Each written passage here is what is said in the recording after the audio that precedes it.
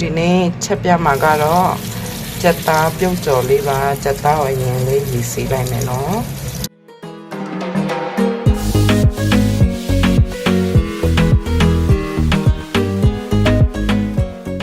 တောက်ရည်လေးသုံးထားမယ်နော်တောက်ရည်လေးသုံးထားပါတယ်ခုရတော့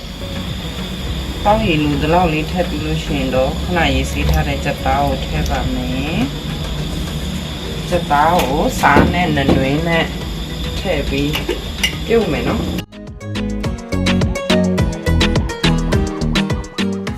ဒါလေးကိုအဖုံးပိတ်ပြီးဖြည်းဖြည်းနဲ့ပြုတ်မယ်နော်ပြုတ်ကြော်လုံးမှာဆိုတော့လေအိမ်ကြက်ကပြုတ်ကြော်မလုံးရင်စားရတာချက်ရတာစင်မပြေဘူးမှာတော့လေ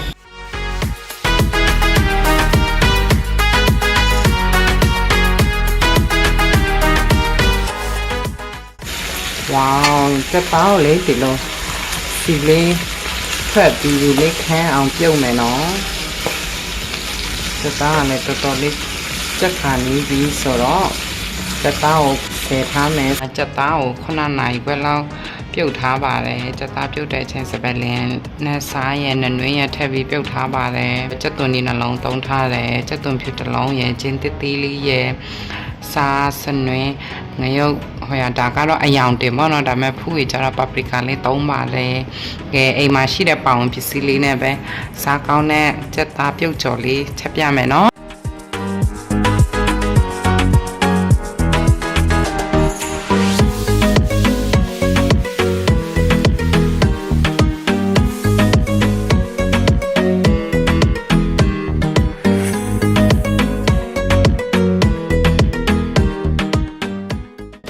နည်းလေးပဲထည့်ပါမယ်ရှင်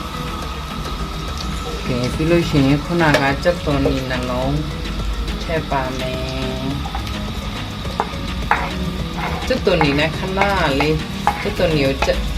မကြက်တစ်ချက်ဖြစ်တဲ့အချိန်ထိကြက်သွန်ကိုပဲအရင်ကြော်မယ်နော်ရောပြီးတော့လေ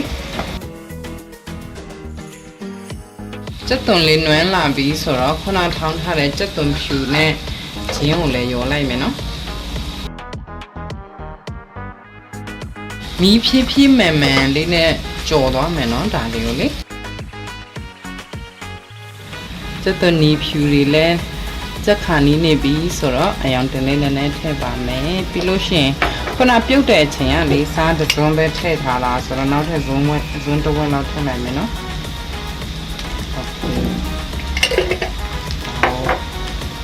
ကောင်းကောင်းလေးလော်လိုက်ပါမယ်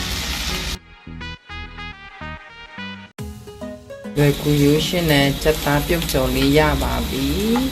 ဒီကြက်သားပြုတ်ကြော်ဆိုရင်ဒီချင်းစော်ကားတီးခင်းကြီးလေးပူပူလေးနဲ့လေးသိလားမဟုတ်လို့ရှိရင်လည်းအရွက်ကြော်နဲ့